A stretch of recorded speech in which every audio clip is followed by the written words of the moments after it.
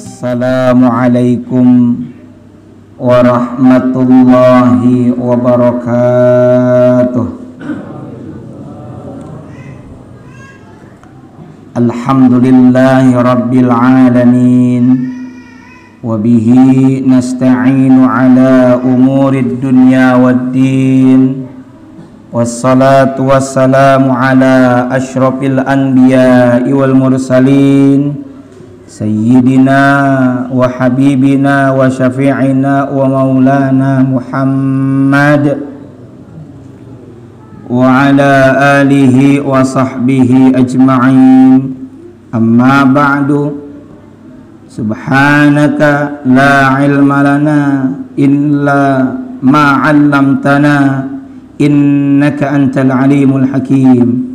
Rabbi shrah li sadri wa yassir li amri wahlul 'uqdatam min lisani yafqahu qawli. Rabbi zidni ilma warzuqni fahma birahmatika ya arhamar rahimin. Para bapak, para ibu, saudara-saudariku sekalian, kaum muslimin dan muslimat, jamaah salat fardu Isya berjamaah, kemudian qiyam Ramadan, tarawih dan witir di Masjid Baitur Rahman yang mudah-mudahan senantiasa ada dalam rahmat dan ridho Allah Ta'ala. Bersyukur kita kehadirat Allah, kita masih diberikan kekuatan zahir dan batin, sehingga tadi kita menuntaskan ibadah puasa Ramadan sampai maghrib tadi. Dan bahkan Allah memampukan kita melangkahkan kedua kaki kita ke masjid untuk sholat fardu Isya berjamaah, dan insya Allah dilanjutkan dengan tarawih dan witir. Tentunya kita berharap ini bisa istiqamah, menjadi satu rutinitas yang positif yang bisa kita lakukan di masa mendatang. Amin ya rabbal alamin. Salawat beriring salamnya semoga senantiasa tercurahkan kepada baginda alam insan teladan sepanjang zaman. Beliau adalah Rasulullah Muhammad sallallahu alaihi wasallam, juga teruntuk keluarga beliau, para sahabat beliau, para tabi'in, tabi'ut tabi'in, atba'ut tabi'in, hingga kita sekalian semoga termasuk dalam jajaran umatnya yang berusaha ta'alakan syariat dan menghidupkan sunnah-sunnahnya. Semoga kelak mendapatkan syafaatul udma dari beliau di yaumil akhir nanti. Amin ya rabbal alamin. Bapak ibu sekalian rahimakumullah, tema yang akan kami sampaikan pada kesempatan ini adalah belajar ikhlas dari puasa Ramadan. Rasulullah Muhammad sallallahu alaihi wasallam pernah menyampaikan bahwa setiap amal anak Adam itu dibalas satu dengan 10 pahala kebaikan ila sab'i mi'ati dhi'fin, sampai 700 kali lipat bahkan lebih. Illa saum, kecuali puasa. Lantas Allah dalam hadis qudsi pernah berfirman, as-saumu li wa ana ajzi bihi. Puasa itu untukku dan aku saja yang akan membalasnya dengan pahala. Bapak ibu sekalian rahimakumullah, puasa itu tidak ada yang tahu. Secara prakteknya saja yang tahu kita, dan tentunya adalah Allah Subhanahu wa ta'ala. Kita bisa saja mungkin berbohong kepada orang lain. Anak kita, "Dek, masih puasa?" "Alhamdulillah masih." Mungkin ya betul masih puasa, atau bisa juga karena kita tidak ada yang tahu, dia tidak berpuasa lagi. Karena puasa adalah ibadah sir, ibadah rahasia. Karena ibadah puasa adalah termasuk ibadah rahasia, tidak seperti sholat yang terlihat gerak-geriknya, tidak seperti sedekah terlihat ketika memberikannya, tidak seperti ibadah haji maupun umroh yang terlihat mulai dari pemberangkatannya sampai kepulangannya. Ini puasa tidak ada yang tahu. Makanya ibadah puasa ini bisa menjadi media bagi kita belajar ikhlas. Ikhlas itu apa? Ikhlas itu tulus, murni. Tidak ada yang dituju kecuali ridho Allah. Di dalam hadis Nabi berkenaan dengan puasa Ramadan, Nabi pernah bersabda, "Man shoma Ramadhana imanan wahtisaban, ghufira lahu ma taqaddama min dhanbi." Siapa orang yang berpuasa Ramadan imanan, satu, dengan dasar keimanan, wahtisaban, dan penuh kerelaan pengharapan kepada Allah, maka apa rewardnya? Gufiro, bakal diampuni lahu baginya ma taqaddama min dzanbi, dosanya yang terdahulu. Berarti di sini ada 2 poin. Mestinya kita berpuasa didasari dengan 1, iman, 2, ihtisaban. Apa itu ihtisaban? Kalau kita boleh ungkap dari segi pendekatan bahasa, kita pernah mendengar kata hisab. Hisab itu artinya apa? Hitung. Makanya nanti ada yaumul hisab, hari perhitungan. Kita mesti banyak muhasabah, menghitung-hitung diri. Apa maksudnya Ibu? Berintrospeksi diri, mengevaluasi diri, bertafakur, merenung tiap malam. Sudah berapa banyak amal ibadah, amal saleh, amal ketaatan yang saya kerjakan? Apakah lebih banyak amal ibadah atau malah lebih sedikit amal ibadah ketimbang perbuatan dosa? Itu hisab, hitung. Maka ihtisaban maksudnya menghitung-hitung, mengharapkan pahala ridho dari Allah Subhanahu wa ta'ala. Maka puasa selain karena dasar iman, juga karena ikhlas, karena Allah Ta'ala, libtigha'i mardatillah, untuk mencari ridho Allah Subhanahu wa ta'ala. Tidak ada yang kita cari kecuali ridho Allah. Memang ikhlas itu Bapak Ibu ada macamnya.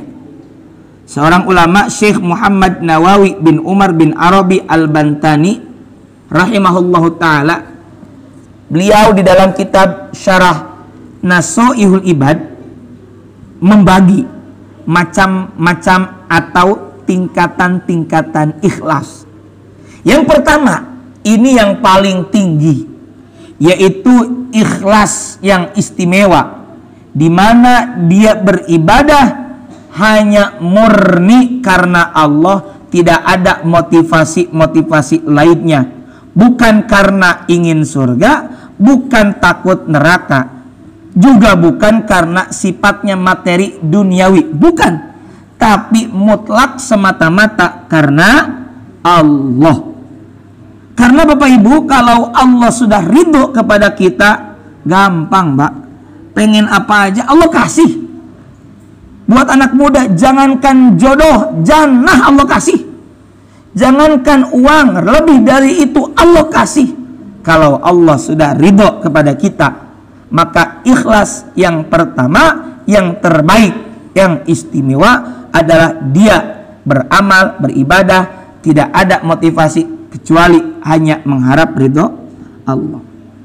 Level yang kedua, ini menengah, middle, tapi masih mending. Di mana ikhlasnya ini dia karena berharap bagian dari Allah, bagian dari akhirat. Berharap dari Allah bagian dari akhirat, contohnya ya surga, ya pahala. Maka kalau kita ibadah puasa karena berharap pahala, ibadah sholat berharap pahala, baca Al-Quran berharap pahala, itu tidak masalah, boleh.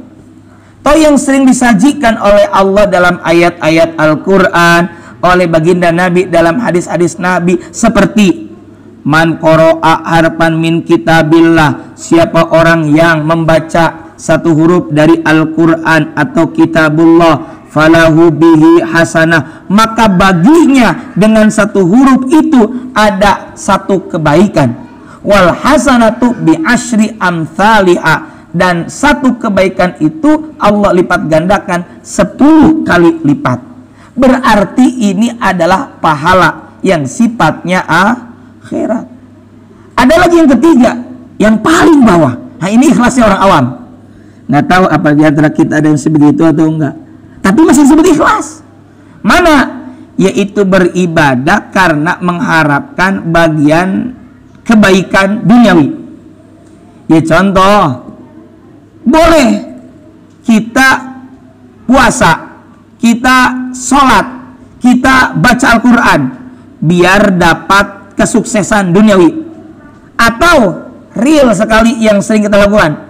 Kenapa sholat sunat duha? Apa jawabannya? Biar dapat rezeki. Kenapa baca Al-Waqiah? Biar lancar rezeki. Itu tidak mengapa.